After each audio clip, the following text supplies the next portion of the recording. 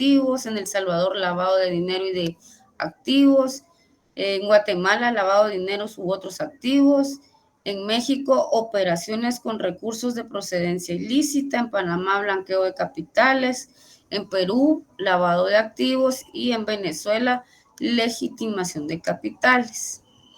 De acuerdo con la Convención de las Naciones Unidas contra la Delincuencia Organizada Transnacional y sus protocolos, conocida también como la Convención de Palermo, se define que lavado de dinero es la conversión o la transferencia de bienes, a sabiendas de que estos bienes son productos del delito, con el propósito de ocultar o disimular el origen ilícito de los bienes o ayudar a cualquier persona involucrada en la comisión del delito de determinar, para determinante eludir las consecuencias jurídicas de sus actos.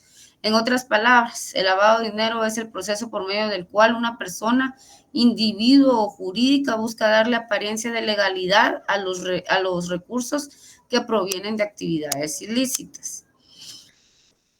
Por ejemplo, este delito del lavado de dinero se va a caracterizar por ser un proceso que involucra una serie de operaciones complejas. De acuerdo con el Grupo de Acción Financieras Internacional GAFI, se identifican 3 etapas.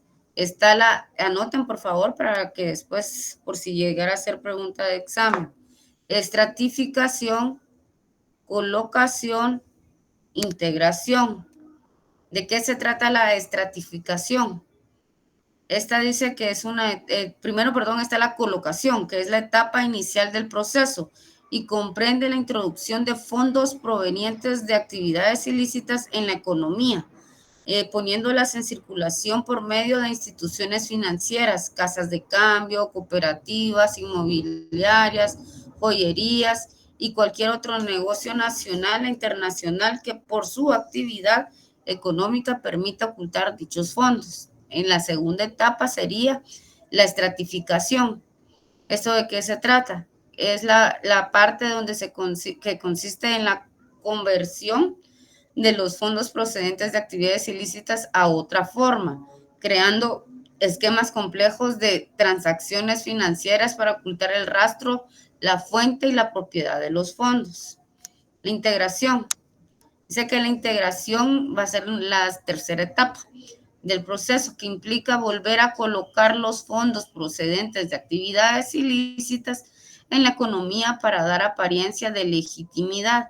Esto se logra por medio de la compra de activos, como comercios previamente establecidos, bienes raíces, inversiones industriales y o financieras, vehículos, títulos, valores, joyas, obras de arte u otros activos financieros o artículos de lujo que por su valor puedan ocultar grandes sumas de dinero. ¿Cuáles van a ser las consecuencias del lavado de dinero? Bueno, tenemos que una de las consecuencias del lavado de dinero tiene potencialmente consecuencias económicas y sociales. Por ejemplo, el combustible con el que los delincuentes puedan operar y ampliar sus actividades ilícitas actualmente es el alcance internacional del delito, que va en aumento, y los aspectos financieros de este son más complejos debido al rápido avance de la tecnológica de los servicios financieros. Los países han priorizado las luchas contra el lavado de dinero. Esto les preocupa principalmente que pueda incidir en la integridad y estabilidad del sector financiero y las variables económicas. Es por ello que en un sistema sólido de prevención del lavado de dinero se afianza la integridad y la estabilidad del sector financiero. A ver, compañeritos, ¿cuántos de ustedes han ido al banco, por ejemplo, verdad?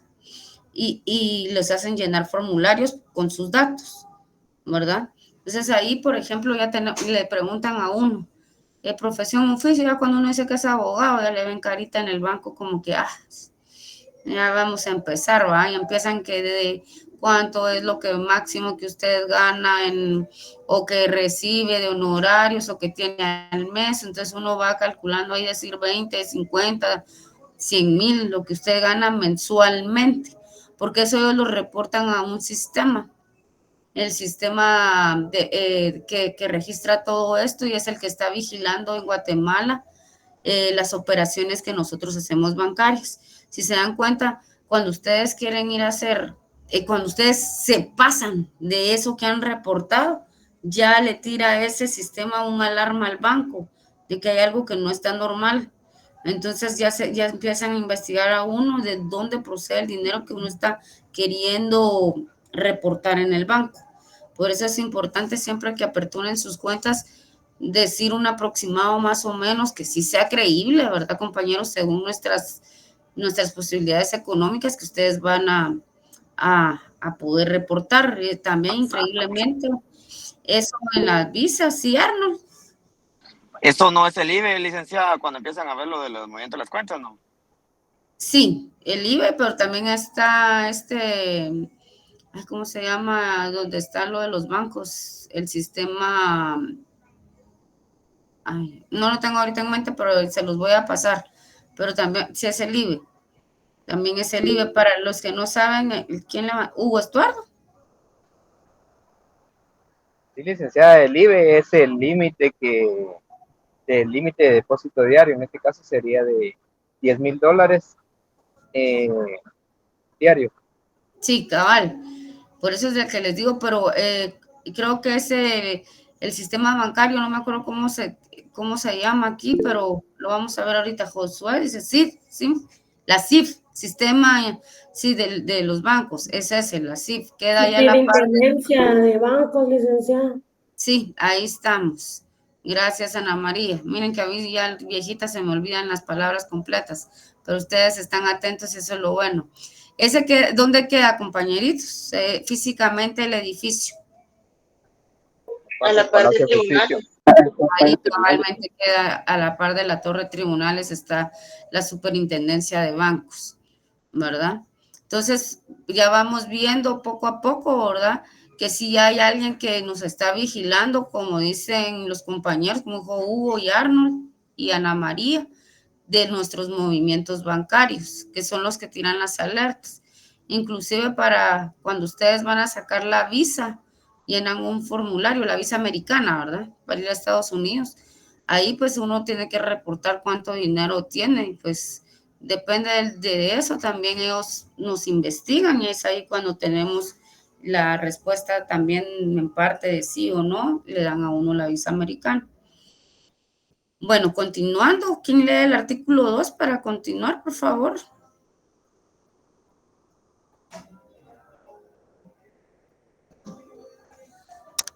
Artículo 2, licenciada, buena tarde.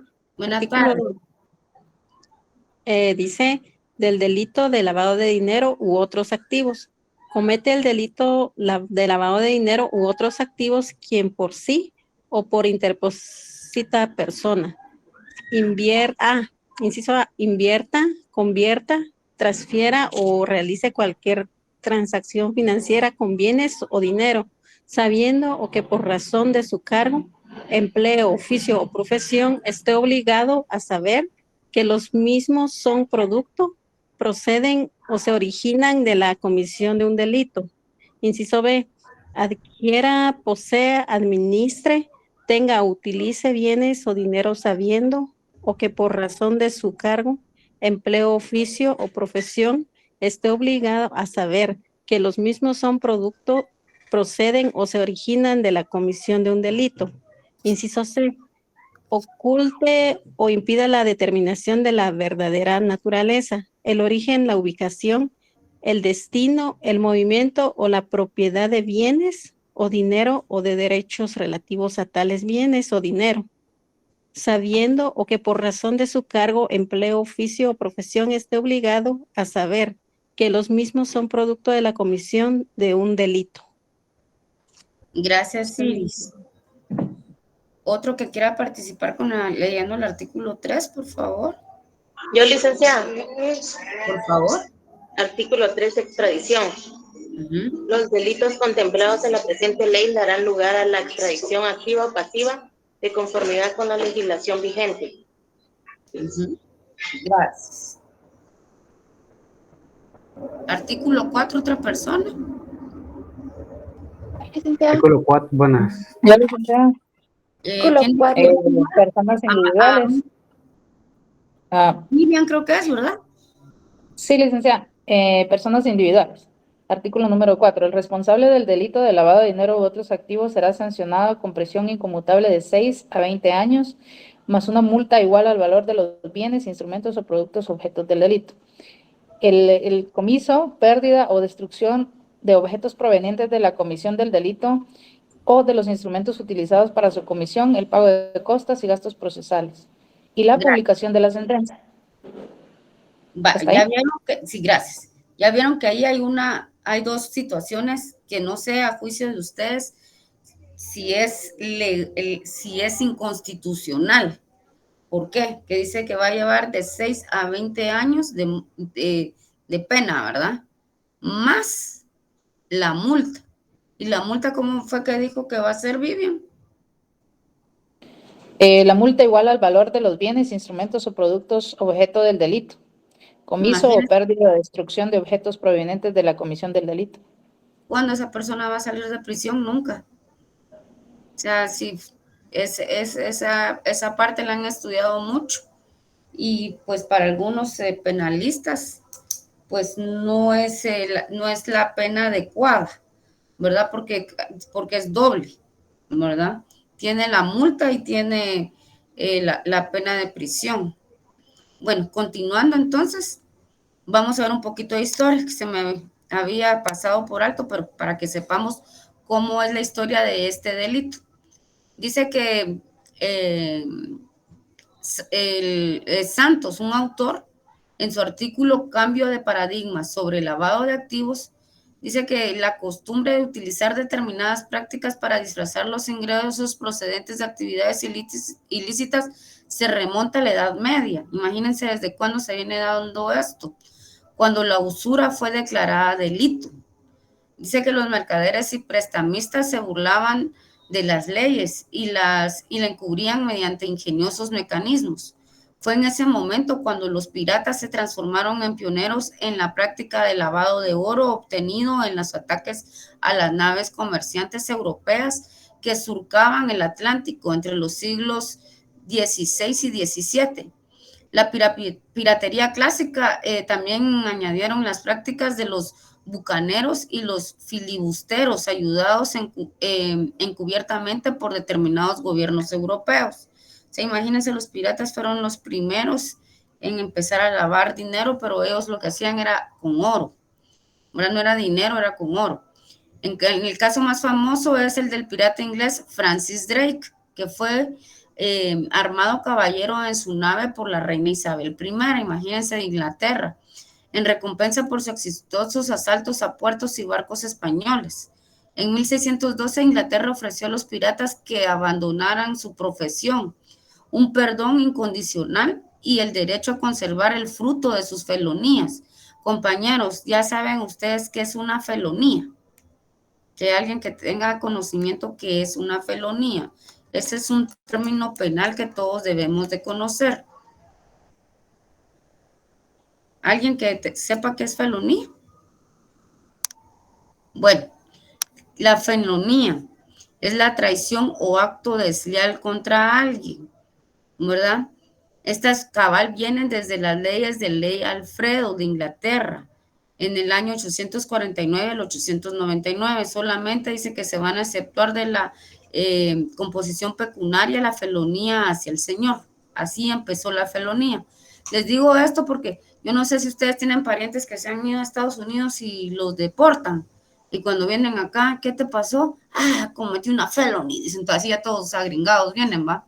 Entonces allá la felonía en Estados Unidos es lo peor que le puede pasar a un individuo, porque es mentirle al Estado. O sea, es querer engañar al Estado, mentir al Estado, como quien dice usted, trató de engañar al Estado. Esa es una felonía en Estados Unidos.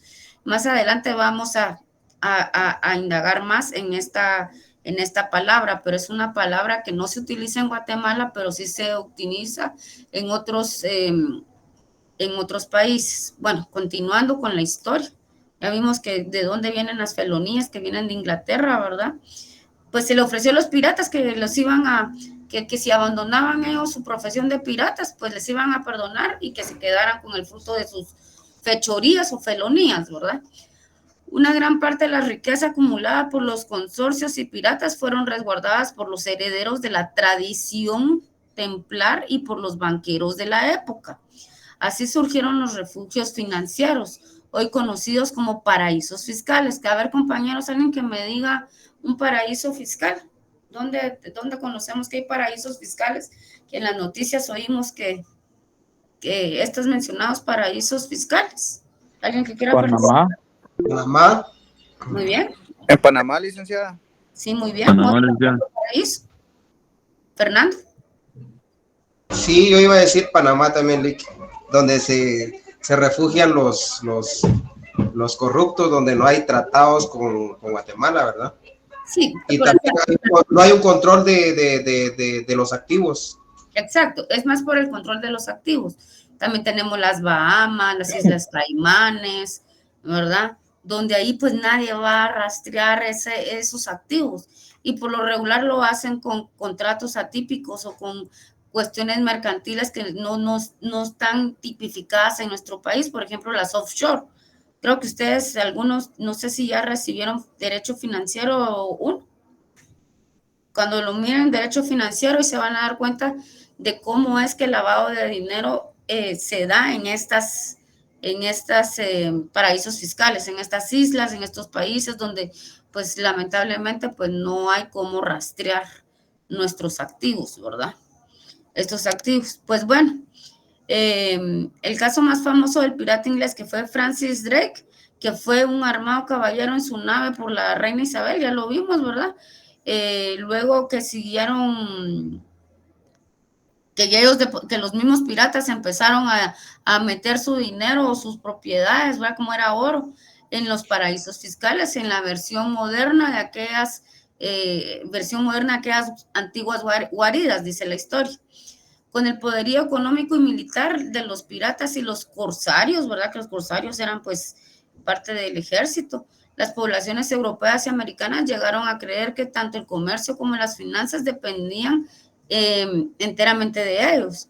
Los gobernantes de la época reconocieron que los tratados y leyes en vigor eran insuficientes en la lucha contra los piratas y convocaron a reconocidos juristas como Hugo Grotius y Francisco de Vitoria para buscar una solución de carácter jurídico.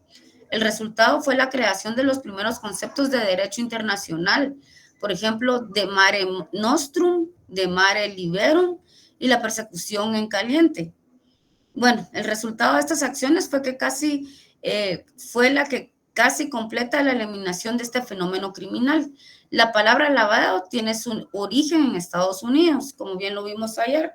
Este origen fue en los años 20, momento en que las mafias norteamericanas crearon una red de lavanderías para esconder la procedencia ilícita del dinero conseguido a través de sus actividades ilícitas, como procedentes del negocio de lavandería.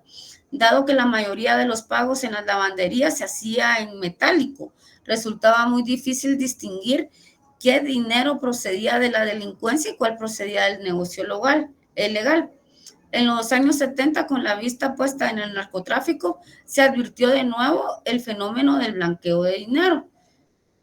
Si han visto películas, El Padrino, esta película de Scarface, de la cara cortada, y se ve como los delincuentes estos venían con sus sacos y metían su dinero a los bancos, ¿va? Producto del narcotráfico. La recaudación de la venta de drogas era depositada en los bancos sin ningún tipo de control. Una vez introducido el dinero de los sistemas financieros oficiales, se movía fácilmente por el circuito formal. La expresión fue utilizada por primera vez judicialmente en 1982 en los Estados Unidos al ser confiscado dinero supuestamente blanqueado procedente de la cocaína colombiana. Imagínense estos colombianos cómo se pusieron de vivos en Miami, ¿verdad? Que tuvieron que ya judicializar este delito, ¿verdad? Utilizar ahí por primera vez esta palabra para poder pues controlar este fenómeno. Bueno, dice que el lavado de dinero o el blanqueo de capitales se remontó a la época de la prohibición a la venta del alcohol en los años 20 con los afamados mafiosos Al Capone, como ya lo hemos visto, y Meyer Lansky en los Estados Unidos. ¿Quién da dinero para lavar? Bueno, esto ya es aparte. Dice que el dinero que dan para lavar es proveniente de los narcotraficantes, contrabandistas o personas que están asociadas a organizaciones criminales. Utilizan diferentes modalidades para lavar su dinero y demostrar sus ganancias como legales para evadir a las autoridades. Continuamos leyendo la ley, por favor, alguien que quiera leer el artículo 5 y alguien después el 6, por favor. Yo dicta. Por favor. El artículo 5, ¿verdad? Sí, por favor.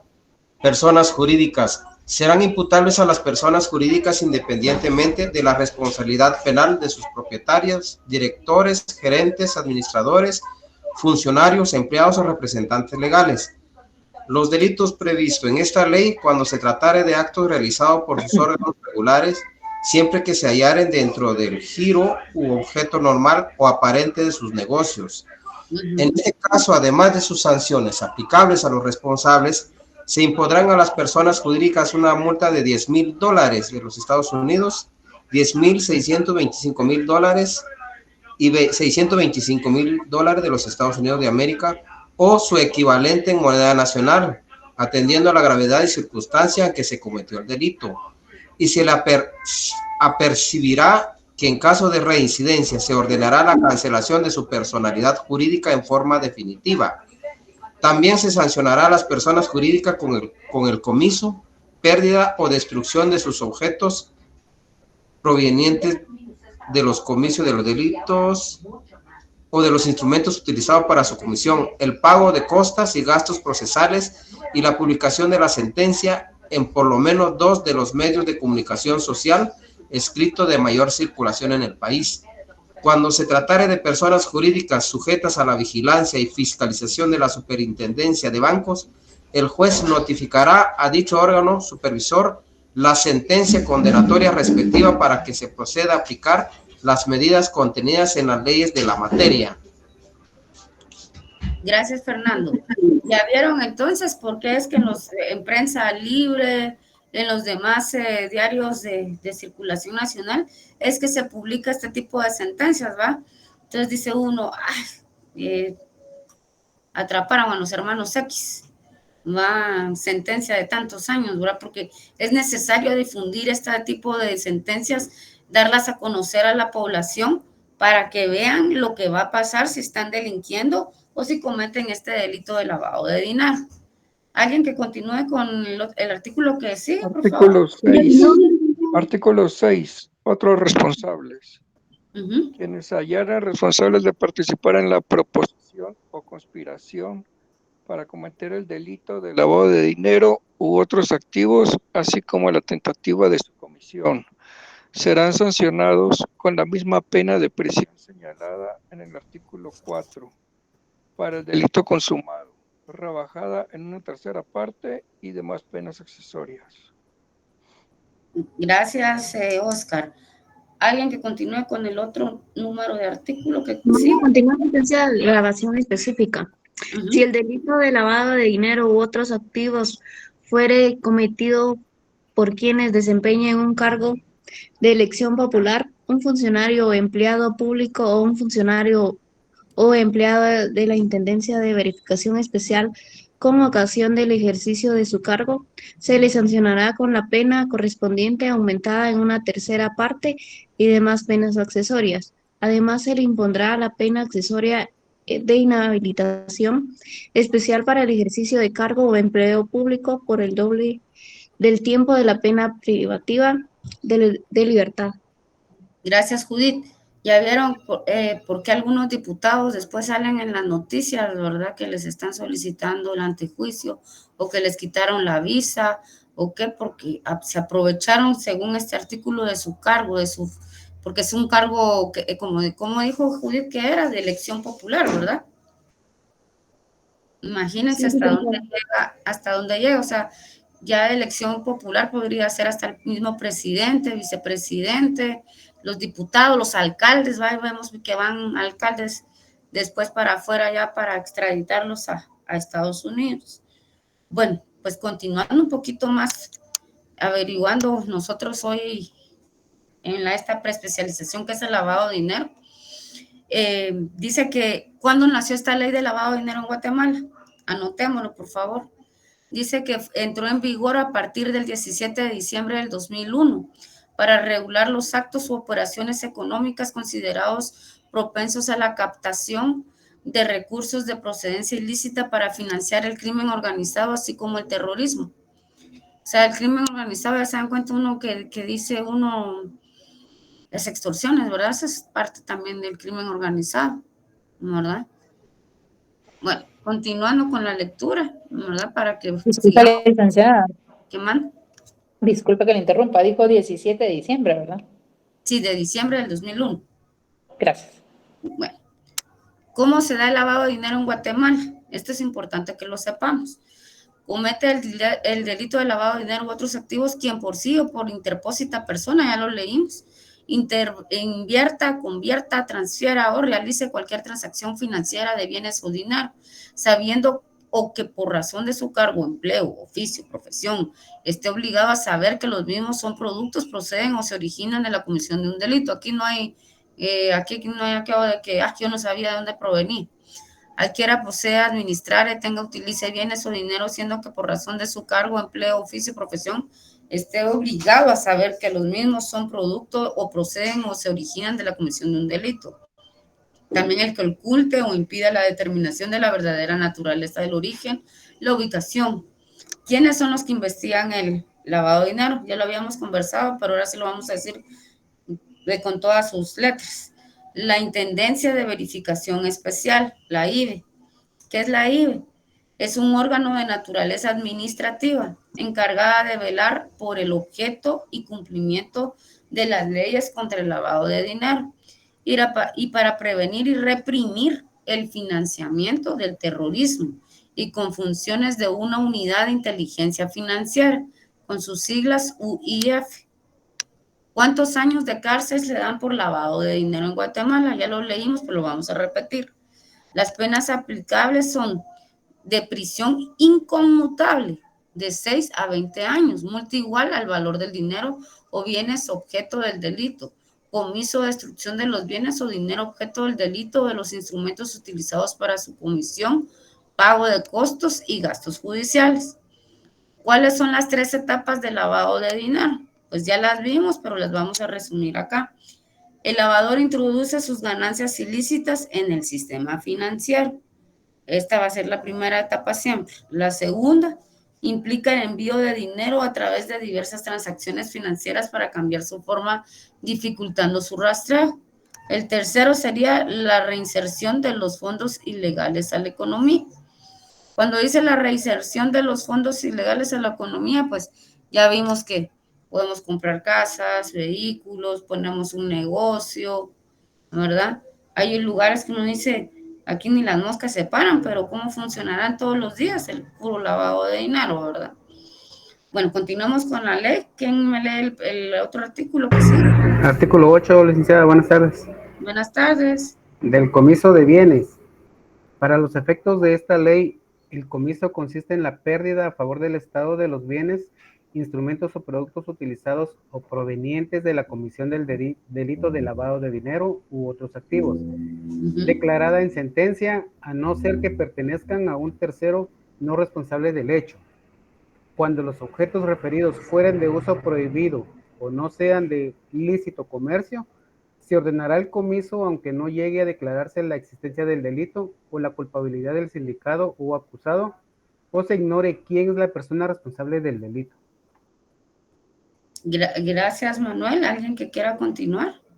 Yo, licenciada. Sería el 9, ¿verdad? Sí, yo creo que sí, el 9 nos toca. Ok. Del procedimiento. En la persecución penal de los delitos y ejecución de las penas que establece esta ley, se aplicará el procedimiento señalado en el Código Procesal Penal para los delitos de acción pública. Otro que quiera participar, por favor. Artículo 10. Buenas tardes, licenciada. Buenas tardes. Reserva de investigación. Por la naturaleza de los delitos que la presente ley contempla, con observancia de lo prescrito en la Constitución Política de la República, las diligencias y las actuaciones llevadas a cabo en el curso del procedimiento preparatorio del proceso penal serán reservadas. Muy bien. Gracias. Bueno. Vamos por el artículo 10, ¿verdad? ¿Qué número de decreto tiene esta ley, compañeros? 67, 67-2001. 67-2001. Muy bien. Bueno, entonces, ya vieron que ya pasamos a la sección 2, ¿verdad? Que son las providencias cautelares. ¿Quién me lee el artículo 11, por favor? Con gusto, Lo leo. Providencias cautelares. El juez o tribunal que conozca el proceso podrá dictar en cualquier tiempo, sin notificación ni audiencia previas, cualquier providencia cautelar o medida de garantía establecida en la ley encaminada a preservar la disponibilidad de los bienes, productos o instrumentos provenientes o relacionados con el delito de lavado de dinero u otros activos cuando lo solicite el Ministerio Público. Este requerimiento deberá ser conocido y resuelto por el juez o tribunal inmediatamente. Bueno, ¿alguien que me lea el artículo 18, por favor?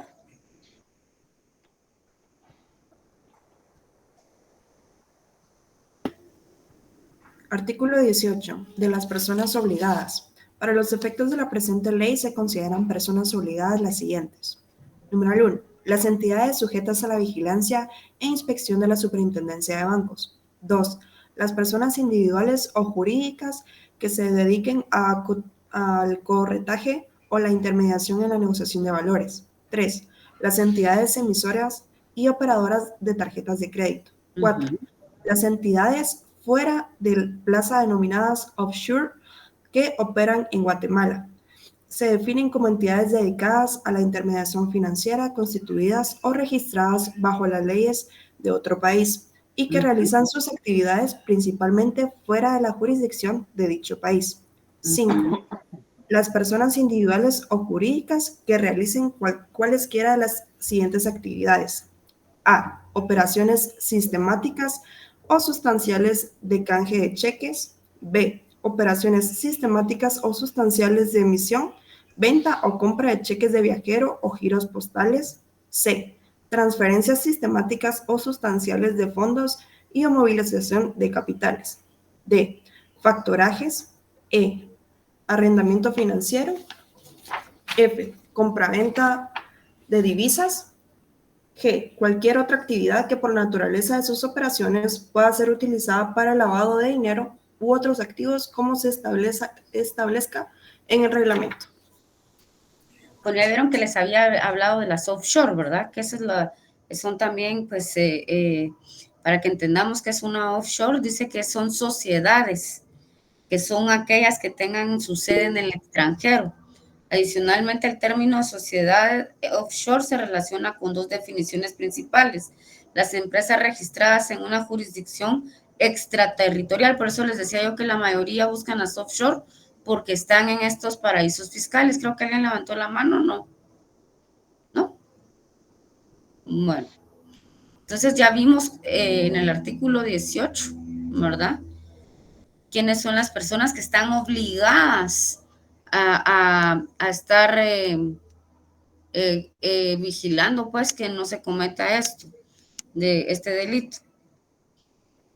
En el artículo 19 también dice cuáles son los programas. Dice que los programas son obligados, deberían adoptar y desarrollar y ejecutar programas para evitar el uso indebido de servicios y productos en sus actividades de lavado de dinero u otros activos. Estos programas incluirán como mínimo procedimientos que aseguren el alto nivel de la integridad del personal y de conocimiento de los antecedentes penales, laborales y patrimoniales de los empleados.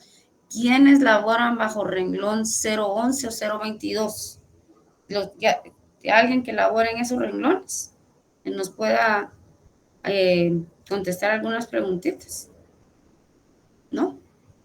Bueno, cuando ustedes ya laboren para una institución pública hay que llenar ciertos datos para poder trabajar. Evelyn. Licenciada, buenas tardes. Sí, yo soy 011 en el Ministerio de Educación. ¿Y qué fue lo que le pidieron cuando ingresó usted a su papelería para poder trabajar en la institución ante la Contraloría General de Cuentas? Fíjese que como es del magisterio, ¿verdad? Para una escuela entra uno por convocatoria. Entonces tiene que tener uno, por ejemplo, NIT, IX, tiene que estar registrado en estas instituciones. También tiene que tener uno antecedentes penales y policíacos. Entonces hay una lista de requisitos que están solicitando y uno los presenta. Una vez ya esté contratado, o bien le dan el nombramiento, ya se puede registrar en la Contraloría y ahí uno debe de ir actualizando los datos cada año, ¿verdad? Entonces ingresa el tiempo en que inicia la contratación, ¿verdad? Y actualmente aparece el año en que yo inicié, que es el 2 de enero del 2009, y cuando dice en el espacio de finalización, dice continúa laborando, ¿verdad? Entonces, y se termina esa contratación cuando una persona 011 ya pasa a clases pasivas, que es la jubilación.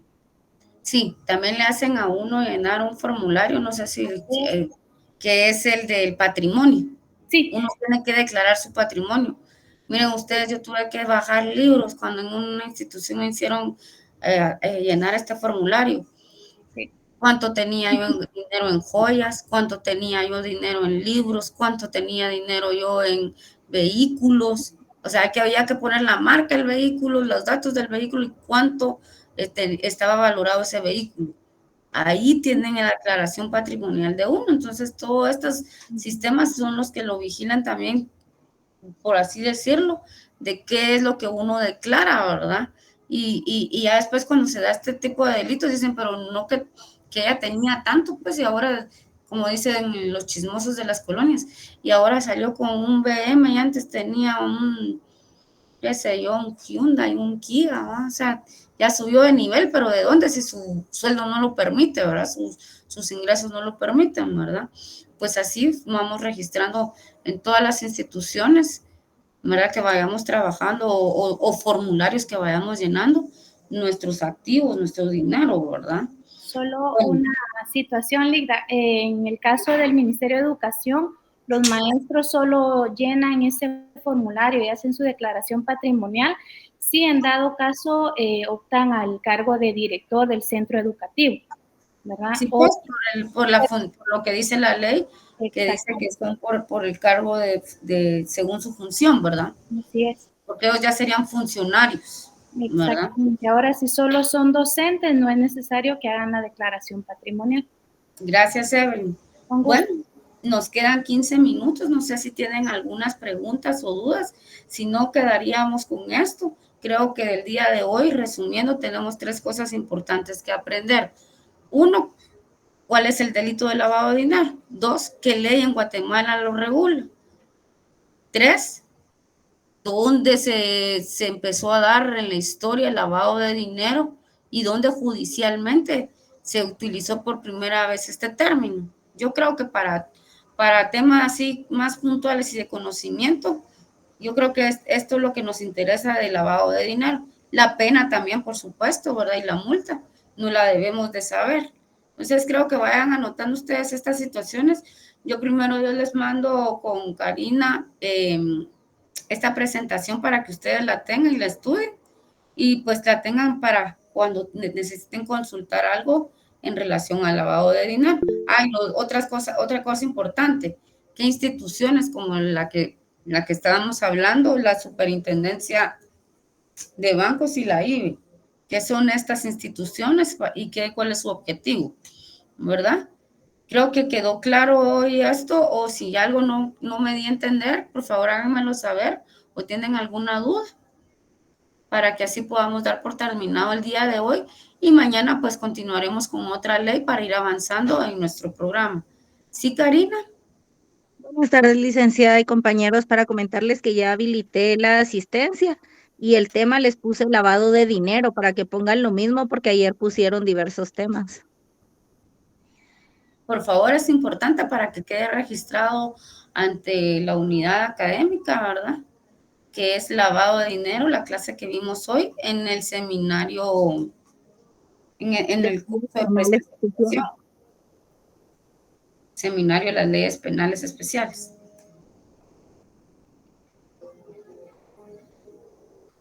O sea, el tema de hoy fue el lavado de dinero. ¿Alguien que quiera hacer un comentario? ¿Alguien que... Aurora? Mucho gusto, licenciada. Muy buena tarde. Disculpe la molestia. Tal vez es adelantándome, pero acerca del trabajo que dijo que teníamos que realizar de este seminario, como hoy iniciamos a ver la primera ley, para tener en cuenta qué debemos hacer con... si esto va a ser como para de cada ley, tenemos que hacer algún resumen, algo para que podamos irlo como avanzando. De cada ley yo les voy a ir mandando unas diapositivas o unos trabajos que yo tengo acá. Entonces los voy a llevar y ustedes ahí pues lo van viendo. Al final no lo tengo todavía decidido según cómo vayamos dando, cómo se vaya desarrollando el curso. Podríamos determinar si quieren hacer grupos o individualmente. Para mí es más fácil que hagamos grupos, dependiendo qué cantidad vayamos a tener al final de alumnos. ¿Verdad? Si sea grupos de 5 personas o de más, para que así pues ustedes interactúen y se colaboren. Uno hace la introducción, otro hace tal tema y van desarrollando un como capítulo cada uno. ¿Verdad? Este va a ser con su carátula, su índice, su introducción, ¿verdad? Unos 2 capítulos o 2 temas según la ley que les toque, ¿verdad? Pero sí van a hacer requisitos siempre que pongan historia, que pongan obviamente qué número de decreto le corresponde a cada ley, un resumen de esa ley y las penas. ¿Verdad? Pero eso sería hasta el final. Ahorita por ejemplo, de lavado de dinero, el resumen que les hice probablemente pueda venir en el examen, en el primer examen parcial, ¿verdad? Es por eso cuando yo les diga el resumen, del resumen ya saben que de ahí van a venir preguntas. Ahí sí que casi que les doy el chivo, ¿verdad? Porque ya les dije más o menos qué es lo que se puede preguntar sobre esta ley.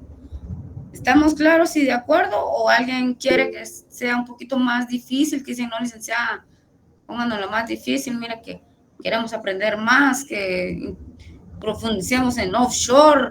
Miramos qué hacían los piratas en aquella época, de los lingotes de oro, no sé. ¿No? Pero ustedes dirán, ¿no? Pero, por ejemplo, a mí me tocó que ir a una audiencia con un lingote de oro. Les cuento mi experiencia en la defensa pública penal. Un día me dijeron que tenía que ir a una audiencia y que era en el Banco de Guatemala, en la bodega del Banco de Guatemala. Me sacaron un lingote de oro que habían incautado o decomisado en el aeropuerto y querían ver si adentro no traía algo el lingote. Miren ustedes, yo decía que lo van a partir, lo van a quebrar, y ¿qué irán a hacer? Dije, que como ya estamos bien modernos, ¿va? Un escáner. Tenía jabón, tenía minerales, tenía suquedad, menos lo que pensábamos que iba a tener, que fuera droga, ¿verdad? Lo que estuviera hueco por dentro el lingote, ¿verdad? Pero dije, tanta payasada para esto, porque se mueve todo un aparato judicial, ¿verdad? Entonces llega el MP, llega la defensa, llega el tercer interesado, la parte pues a la que le decomisaron el lingote, ahora, pero todo esto pasa día a día en nuestros aeropuertos, ¿verdad? Increíblemente, pero hay gente que transporta cosas que dan al lugar que uno piensa que están cometiendo ilícitos.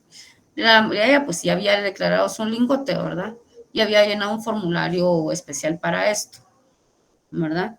Pero nos va a servir en la práctica, van a ver que todo esto pues nos va a servir en la práctica. Ya cuando ustedes estudien derecho financiero se van a acordar de mí y van a decir, así la LICNA nos dijo que las offshore son aquellas que están en el extranjero para aquellos que les gusta el lavadito de dinero, ahí en las Bahamas, ¿no? Ahí se van a acordar de mí, pero eso ya lo van a estudiar ustedes en financiero, pero tiene que ver con el lavado de dinero, ¿verdad, compañeros? ¿Alguien que quiera participar? Beverly.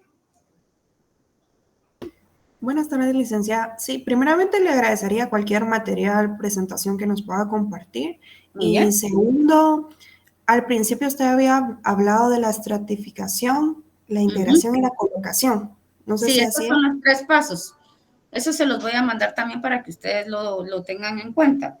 Esos son los 3 términos que se utilizan para los 3 pasos que hablamos ya al final, que es cómo es el proceso de lavado de dinero. ¿Verdad? Muchas gracias. Vaya, Leslie, Beverly, perdón. Andy. Buenas tardes, licenciado. Buenas tardes, compañeros. Fíjese que pues, yo laboré para el Ministerio de Trabajo. Cuando una persona va a hacer 011 o 022, primero tiene que pasar por un proceso de contratación. Empiezan por los subgrupos que dice su grupo 18, su grupo 15.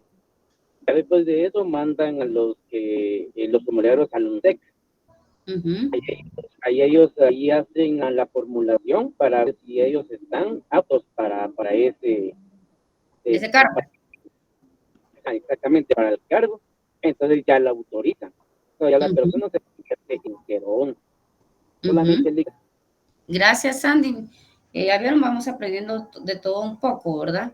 Yo les daba este ejemplo para ver los formularios que llenamos en la Contraloría, donde tenemos que declarar nuestro patrimonio, ¿verdad?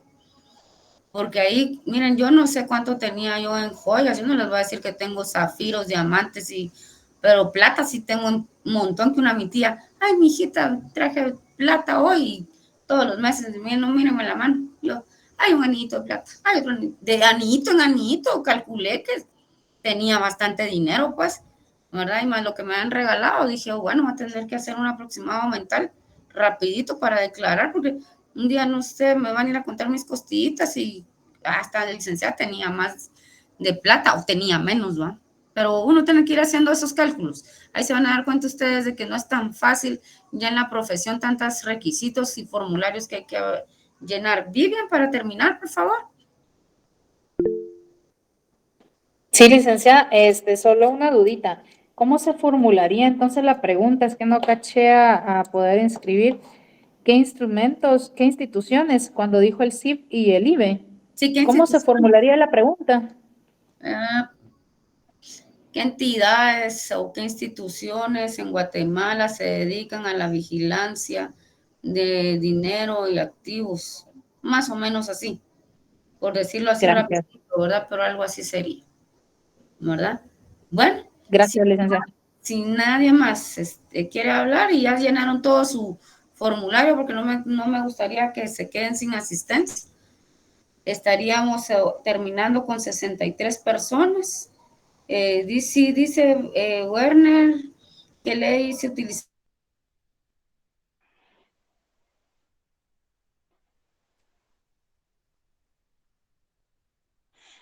Licenciada, disculpe, yo ahorita acabo de hablar con el licenciado Dick y me indicaba que el día de hoy me estarán pasando ya el listado oficial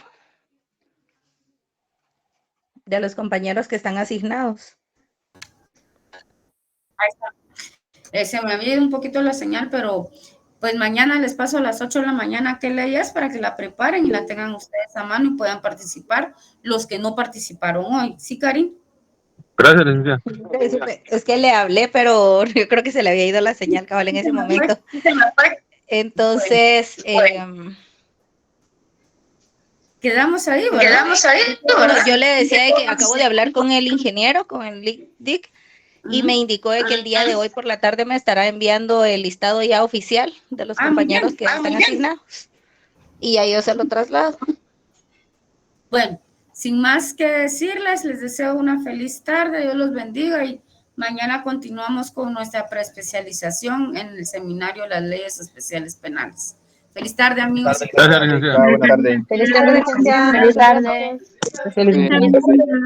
Feliz tarde. Feliz tarde.